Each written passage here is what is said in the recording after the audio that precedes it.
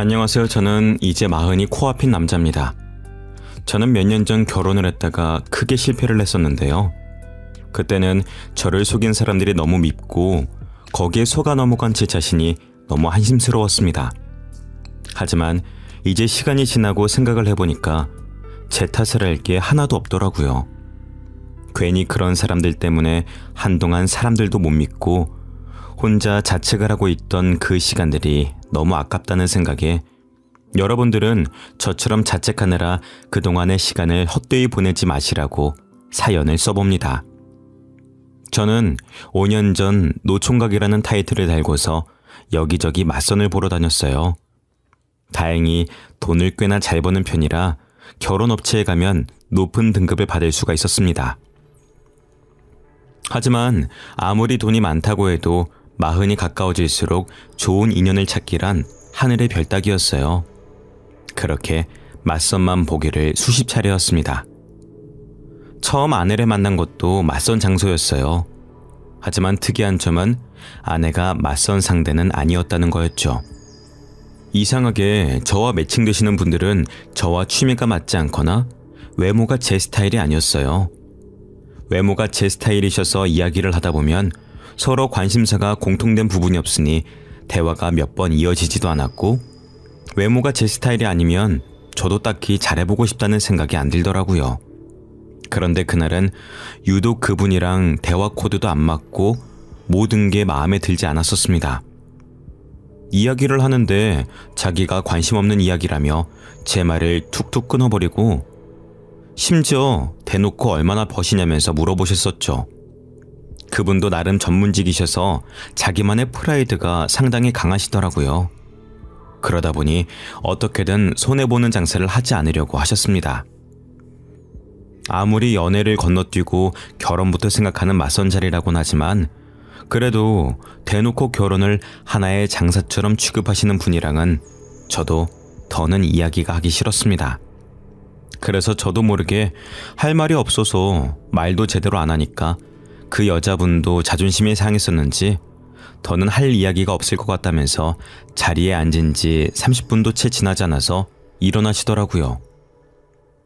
저는 그분을 잡지도 않고 잘 가시라며 의례적인 인사를 건넸고, 괜히 그분과 엘리베이터도 함께 타고 싶지 않아서 저는 더 앉아있다가 가겠다고 했어요.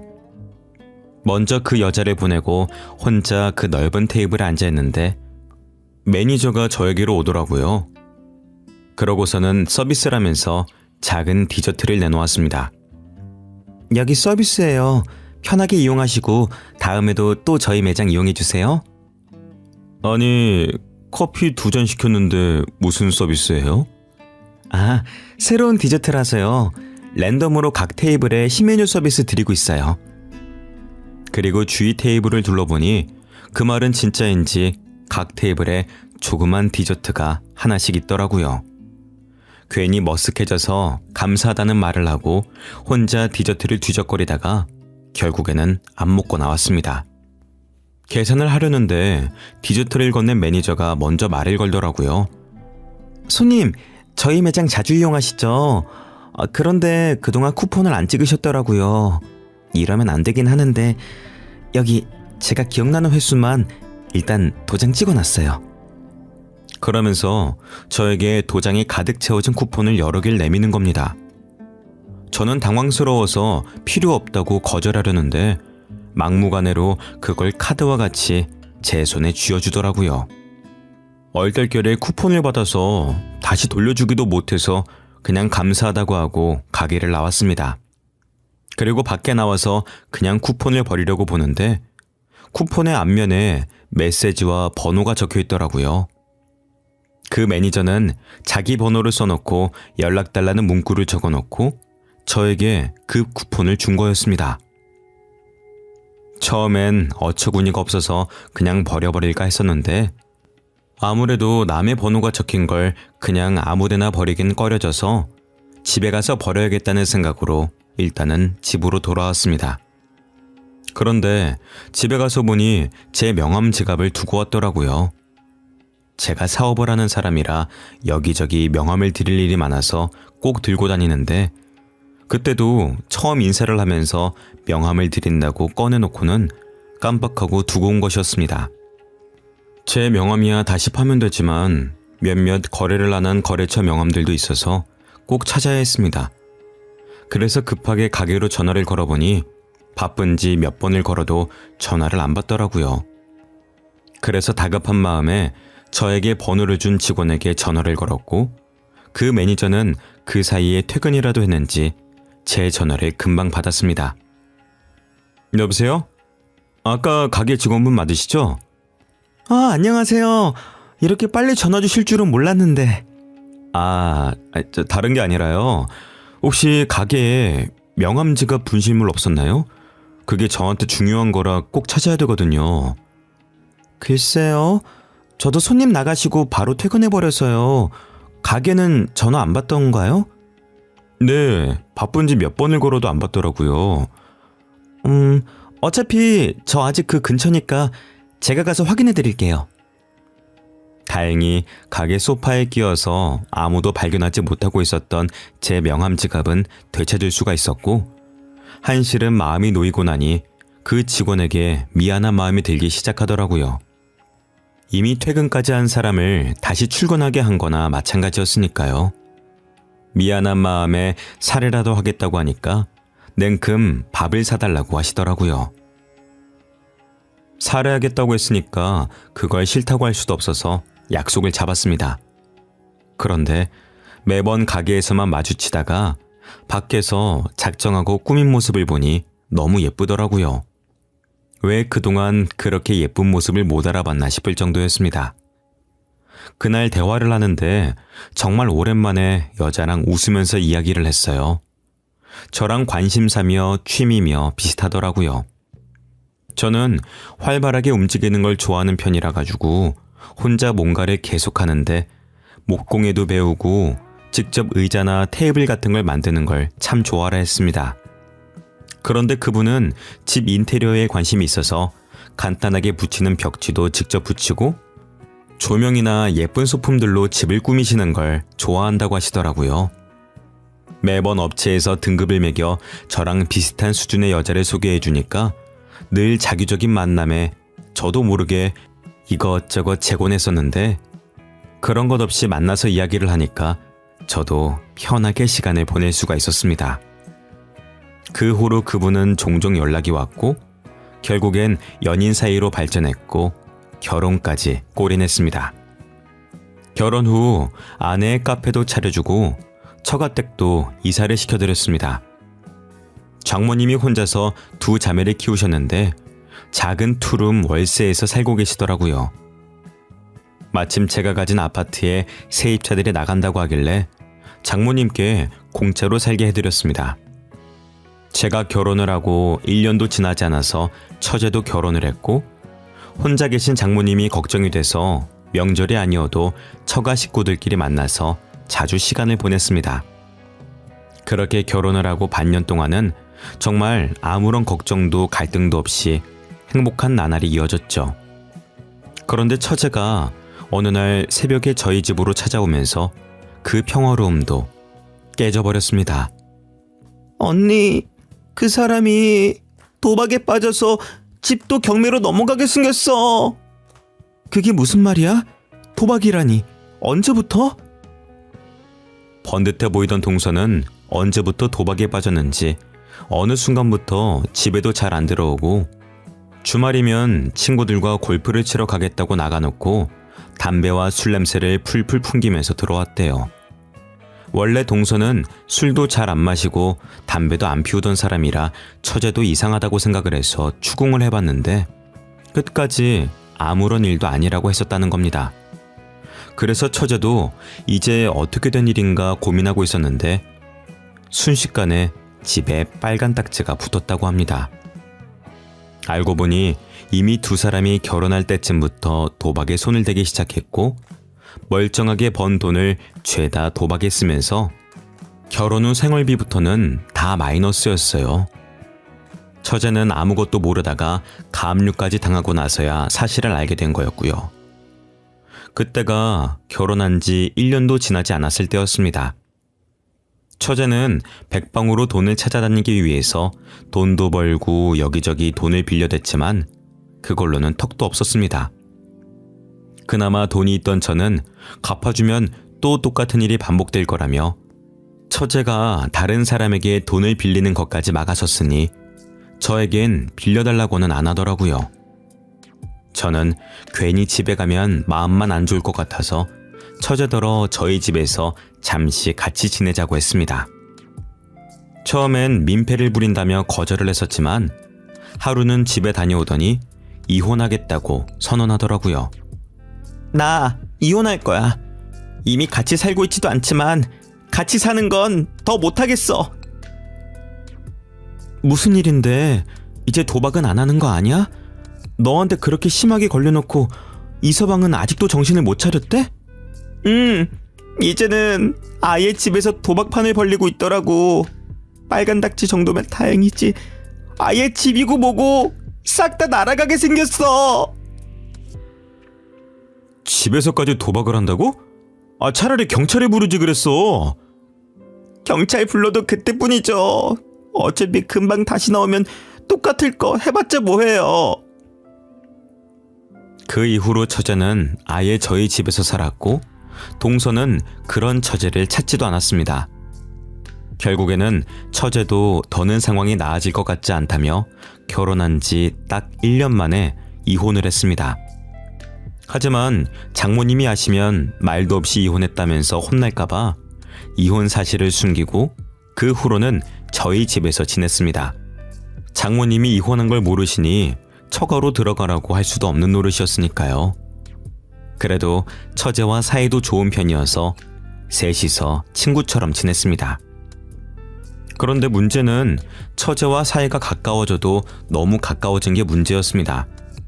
아내가 없을 때면 그냥 오빠라고 부르면서 팔짱을 끼기도 하고 제가 출근할 때 아내가 뽀뽀를 해주면 자기도 보고 있다가 똑같이 하려고 하는 장난을 치는 바람에 놀라서 다급하게 현관문을 벗어난 게 하루 이틀이 아니었습니다. 처음에는 장난인 걸 알고 있으니까 저도 웃으면서 안 된다고 했었지만 갈수록 그 정도를 모르고 선을 넘기도 몇 차례였습니다. 하루는 제가 씻고 수건을 깜빡하고 안 가져와서 아내에게 가져다 달라고 했어요. 그런데 아내가 잠깐 밖에 나갔었는지 처제가 수건을 가져다 주면서 제 손을 잡더니 놔주질 않는 겁니다. 뭐 하는 거야? 이렇게 문 계속 열어놓고 있으면 추워. 수건을 줬으면 물기는 다 깨줘야 될 거 아니야. 손 하나 남았잖아요. 하나 남은 걸로 닦고 나와요. 옷도 입어야지. 이러고 어떻게 옷을 입어? 왜요? 안 입고 나와도 괜찮아요. 가족끼리 뭐 어때요? 그렇게 한참의 실랑이를 벌이다 제가 점점 짜증이 섞인 투로 이야기하자 그제서야 알겠다며 제 손을 놔줬습니다. 그것뿐만이 아니라 제가 주방에 있으면 백허그를 하는 건 물론이고 제가 소파에 앉아 있으면 무릎 베개를 해달라며 제 무릎 위에 머리를 대기도 했습니다. 처음엔 아내도 아무것도 모르고 그냥 장난인 걸로 알고 넘어갔었어요. 그런데 날이 갈수록 아내 앞에서도 심해지니 점점 아내도 기분이 나빠 보였죠. 하루는 아내의 카페 직원이 일이 생겨서 아내가 하루 종일 혼자 카페를 봐야 했었습니다. 저는 아내를 기다리다가 안방에서 그만 잠이 들어버렸고 잠결에 제 옆에 누군가 누워있는 것 같아 아내인 줄 알고 껴안고 잠에 들었습니다. 그런데 새벽녘에 절 깨운 건 다름 아닌 아내의 호통소리였죠. 화들짝 놀라서 눈을 뜨니 아내가 침대 옆에 서서 저를 내려다보고 있었습니다. 제가 뭘 잘못했나 하는 생각과 동시에 제 품에 안겨 자고 있는 처제를 발견했죠. 저는 깜짝 놀라서 처제를 밀쳐냈어요.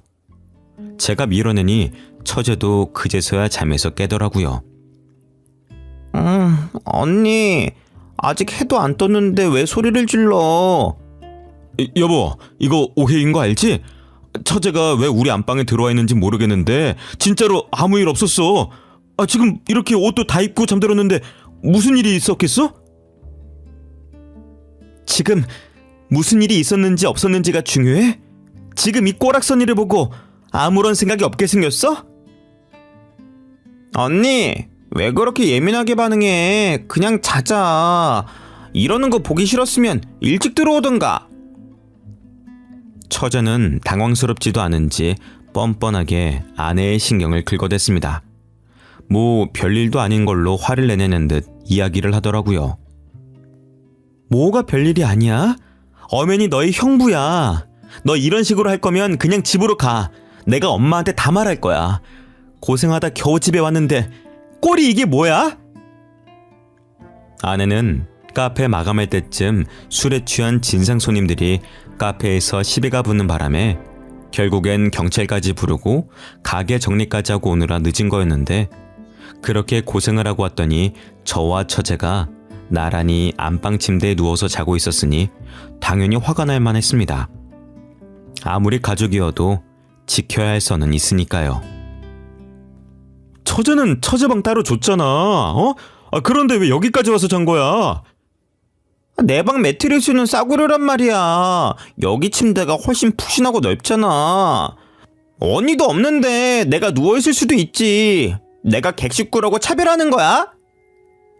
이건 차별하고 말고의 문제가 아니잖아. 애초에 내가 누워서 자고 있는데 처제가 왜 여기로 올라와서 자? 아무리 가족 같은 사이여도 그러는 건 아니지. 됐어. 당신은 상종도 하지 마. 너 그냥 나가. 이제 더는 못 봐주겠다. 그동안 선 넘는 거 참아줬더니 어디까지 기어올라? 넌 언니가 우습니? 만만해? 아내는 그동안 화가 많이 쌓였는지 엄청 화를 냈습니다. 아내와 만난 이후로 그렇게까지 화를 내는 모습은 그날 처음 봤죠. 그런데 그것도 잠시, 처제의 폭탄 발언에 순식간에 방은 싸늘해졌습니다. 왜? 언니도 내 남편이랑 이랬잖아. 아니야? 무슨 소리를 하는 거야? 아직 잠이 덜 깼어? 알고 보니 처제가 결혼을 하기 전부터 아내는 동서와 바람을 피우고 있었습니다. 아내는 저와 결혼한 후 제 돈으로 도박을 했었는데, 그 도박판에서 만난 게 처제의 남편이었죠. 그렇게 만난 두 사람은 몰래 바람을 피우면서 저와 처제 몰래 스릴을 즐겼고, 결국엔 처제가 두 사람의 불륜 현장을 잡아내고야 말았던 겁니다. 처제는 배신감에 언니도 남편도 너무 싫었지만, 그래도 가족을 끊을 순 없는 인연이니 남편과 이혼만 하고 언니가 그 불륜 상대라는 걸 알고 있다는 걸 알리지 않고 있었습니다. 괜히 가족과 사이가 멀어질까봐 배려한 거였는데, 자기는 아예 바람을 피웠으면서 자기가 당하니 기분 나빠하는 꼬락서니가 처제는 어이가 없었던 거였죠. 대놓고 복수하진 못하고 그냥 신경만 조금 긁으려는 것뿐이었는데, 그런 엄청난 사실을 알고 있으면서 어떻게 아무렇지 않게 있을 수가 있겠어요. 결국엔 처제도 얼마 참지 못하고 알고 있던 사실들을 내뱉어버린 거였습니다. 그동안 내 전남편 만나고 다녔던 거 다 알아. 그 사람 입으로 직접 들었으니까. 내가 이혼하고도 만나나 싶어서 사람 붙였더니 아직도 만나고 다니더라? 뭐라고? 네가 그걸 어떻게 알아? 그리고 언니, 애초에 형부 사랑해서 한 결혼도 아니었잖아. 그런데 뭘 그렇게까지 질투를 해? 형부가 언니한테 돈만 주면 만사 오케이 아니야? 뭐라고? 네가 어떻게 그걸... 엄마가 언니를 얼마나 끔찍하게 아끼는지 뻔히 아는데 처음 보는 형부는 두 손 들고 환영했으니까 이미 검증도 다 됐다는 거 아니겠어? 엄마가 언제 그렇게 네 형부를 두 손 들고 환영했다고 그래? 두 사람 이야기하는 거 다 들었어. 엄마 회사에서 형부 정보 빼돌려서 언니한테 준 거잖아. 내가 아무것도 모를 줄 알았어? 둘 다 제정신 아니야. 형부 가지고 논 거잖아. 사실 장모님은 제가 가입한 결혼업체에 커플 매니저로 일하셨었는데, 제 가입 정보에 적힌 연봉을 보고 자기 딸이랑 연결시키려고 수를 쓴 거였습니다.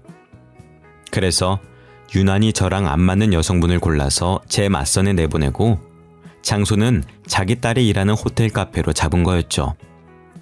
호시탐탐 아내는 저를 꼬실 기회를 노리고 있었고 꼼짝없이 거기에 걸려든 거였습니다. 모든 사실을 들었는데도 사실 믿기지가 않았어요. 아무리 사람마다 결혼하는데 중점을 두는 곳이 다르다고 하더라도 마냥 돈만 보고 이렇게 계획적으로 접근해서 결혼까지 하는 게 흔한 일인가요? 업체에 소송을 하려고 해도 이미 장모님은 저와 아내가 결혼도 하기 전에 그만두셨고 회사 입장에서는 딱히 할 수 있는 조치도 없을 테니 답답할 노릇이었죠. 솔직히 언니, 도박할 돈 때문에 형부랑 결혼한 거면서 뭘 그렇게 화를 내? 왜? 언니가 남의 가정 깨뜨릴 땐 괜찮고 남이 언니 가정 부수는 건 싫어? 대체 내가 언제 바람을 피우고 언제 도박을 했다는 거야? 증거 있어? 당연히 있지. 언니, 요즘에도 내 전남편 만나서 같이 도박하러 다니더라. 뭐 같이 사기라도 치려고 다니는 거야? 그렇게 해서 좀 벌긴 했고? 잠깐만, 도박이라니 그건 또 무슨 소리야? 그러면서 처제는 당당하게 일주일 전에 찍힌 영상을 보여줬습니다. 누가 봐도 제 아내와 동서였고 두 사람은 다정하게 팔짱도 끼고 심지어 길거리에서 껴안고 난리를 부렸더라고요. 당신 이거 뭐야? 이 영상 사실이야? 저렇게 당당하게 불륜을 저지르는데 저만 모르고 있었던 것도 어이가 없었죠. 처제 이야기를 들어보니 처음엔 동서도 그렇게까지 도박 중독은 아니었다고 합니다. 결혼할 때까진 그냥 가끔 친구들과 한 게임 하는 수준이었으니까요. 그런데 결혼을 하고 나서 본격적으로 아내가 동서를 데리고 도박을 알려줬습니다. 두 사람이 눈이 맞아서 바람을 피우며 아내는 도박을 하러 동서와 함께 다녔고, 그러니 동서도 결혼 후 벌어오는 돈을 족족 도박에 쏟아붓고 생활비는 마이너스의 대출도 정도를 넘어서서 이자조차 제대로 못 낼 정도였던 겁니다.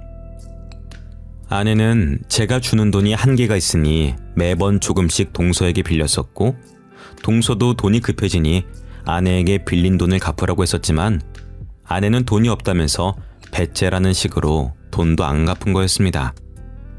사실 도박빚은 차용증도 안 쓰고 그 돈이 도박으로 인한 거면 안 갚아도 법적으로 채무자에게 갚으라고 하지 않기 때문에 아내도 그걸 알고 그렇게 나간 거였죠.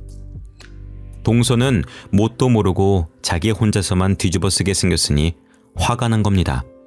그래서 처제에게 모든 사실을 알리고 너희 언니가 빌려간 돈이니 처제라도 그 돈을 갚으라고 하면서 처제가 모든 사실을 알게 된 거였습니다. 동서도 멍청하게 그 도박을 제 아내 때문에 빠졌다고 하면 언제부터 둘이 그렇게 가까웠냐부터 분명히 다른 의심들도 따라올 수밖에 없는데 그걸 자기 입으로 말해서 결국엔 두 사람이 바람을 피웠다는 사실도 다 드러나 버렸던 겁니다. 언니만 아니었어도 내 인생 이렇게 안 꼬였어. 전 남편도 언니만 아니면 도박에 그렇게 빠지지도 않았을 거고 내 결혼 생활도 멀쩡했을 거야. 그게 왜 다 내 탓이야? 네가 남자를 잘못 고른 탓이잖아. 억울하면 너도 바람이라도 피우지 그랬어? 아, 그래서 지금 너희 형부한테 이러는 거야? 그래, 일부러 그랬어. 지금까지 언니는 내 모든 걸 뺏어갔잖아. 엄마 사랑도 남편도 내 가정도. 그래도 언니니까 참아보려고 했어. 근데 왜 난 언니 거에 손도 못 대? 다 네가 못나서 그런 거지. 왜 내 탓을 해? 당신, 내가 알던 사람 맞아? 바람 피운다는 사실을 어떻게 그렇게 내 앞에서 당당하게 해? 당신한테 미안하게 됐어. 근데 내가 당신의 빚더미에 앉힌 것도 아니고 그렇다고 우리가 그렇게 사랑으로만 결혼한 사이도 아닌데 그렇게까지 미안해야 할 일이야 이게? 뻔뻔하게 나오는 아내의 말을 들으니 너무 화가 나면 말이 안 나온다는 게 무슨 말인지 알겠더라고요. 사랑만으로 한 결혼은 아니지만 그렇다고 사랑하지 않는 것도 아니었고 부부간에 최소한 바람을 피우던 사실이 걸렸으면 부끄러움이라도 느껴야 하는 게 정상이잖아요. 그래, 그러면은 당신이 그동안 도박할 때 쓴 돈, 그 돈 내 돈 내놓고 이혼해. 내가 돈이 어디 있다고 그 돈을 줘? 난 돈 없어. 그래, 그러면은 일단 당신 카페부터 도로 내놔. 그리고 장모님이 사시던 집 거기도 나가셔야지. 이제 사위 집이 아닌데 공짜로 살게 해드릴 순 없지. 어차피 거기 4명이잖아. 이미 내 건데 내가 왜 그걸 도로 줘야 되는데? 엄마 집도 어차피 전세 계약했잖아. 계약서가 있는데 그게 마음대로 돼? 아내는 뭐가 그리 자신만만한지 당당하게 나오더라고요. 장모님이 저희 집에 들어오시면서 원래 가지고 계시던 전세금을 빼서 계약금으로 거셨었거든요. 그걸 믿고 아내도 당당하게 나오는 거였죠.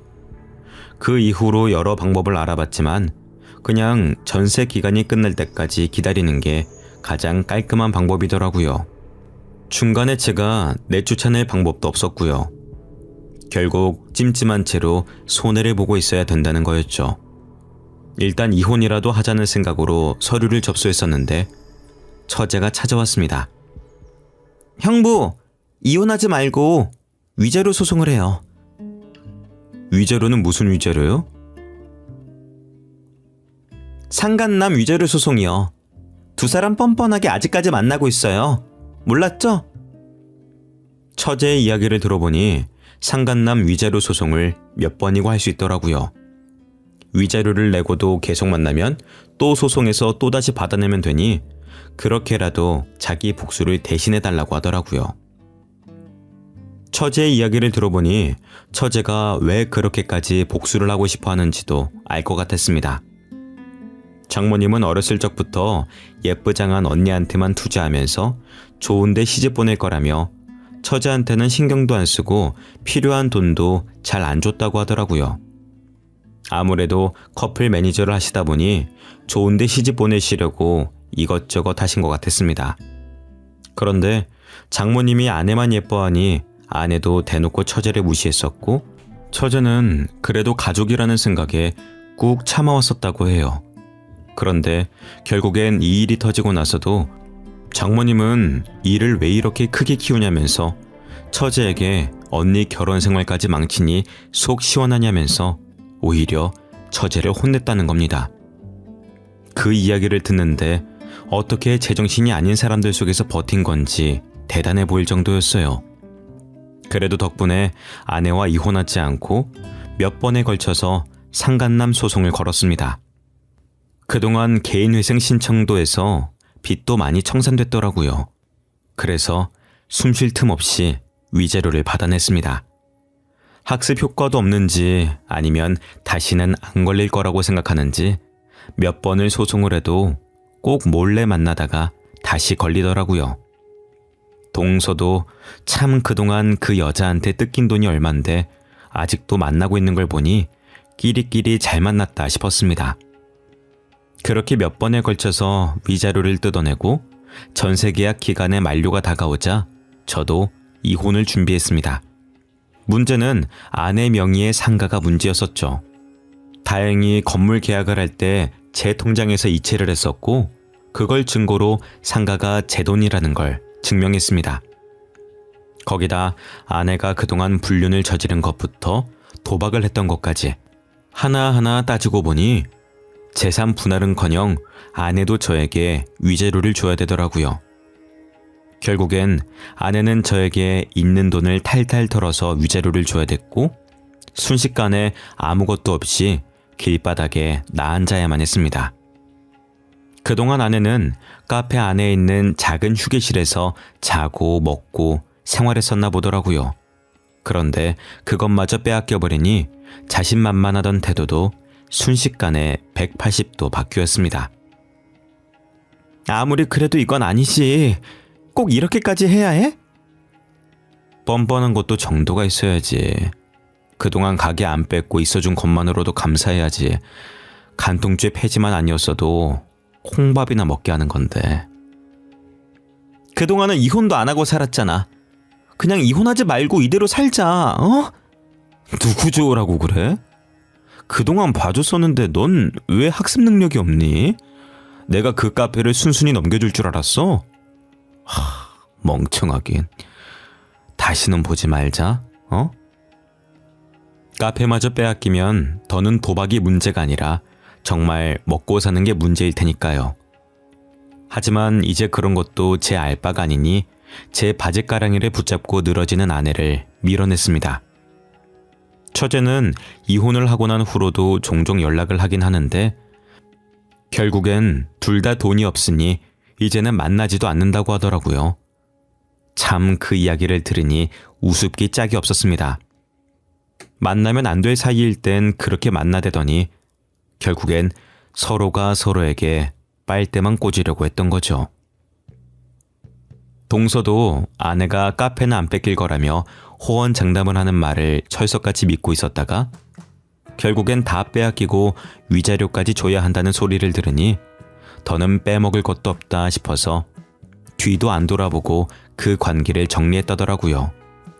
고작 저렇게 될 관계에 2년이나 소송을 하면서 시간을 허비한 게 아깝기도 합니다. 이제는 아쉬운 마음이 생겼는지 아내가 틈만 나면 저에게 돈을 빌려달라고 연락이 오더라고요. 전화를 받으면 자기가 쫓기고 있어서 그런데 얼른 1,000만 원만 보내달라는 말을 하는데 제가 그걸 왜 보내주겠습니까? 그냥 어디로 보내면 되냐며 물어만 보고 안 보내고 있습니다. 분명 도박하다 진 빚일 텐데 그걸 또 뻔뻔하게 저한테 연락하는 꼴도 우습습니다. 매번 공중전화로 전화를 걸어와서 차단도 못 해놓긴 하지만 이제는 지난 날은 다 잊고 새롭게 출발해 보려고 합니다. 도박이나 불륜은 먼 이야기인 줄로만 알았는데 이렇게 제가 겪으니 배신감에 치가 떨립니다. 복수를 하는 것도 중요하지만 앞으로의 제 시간을 복수에 더 허비하지 않으려고요. 지금까지 제 이야기를 들어주셔서 감사드립니다.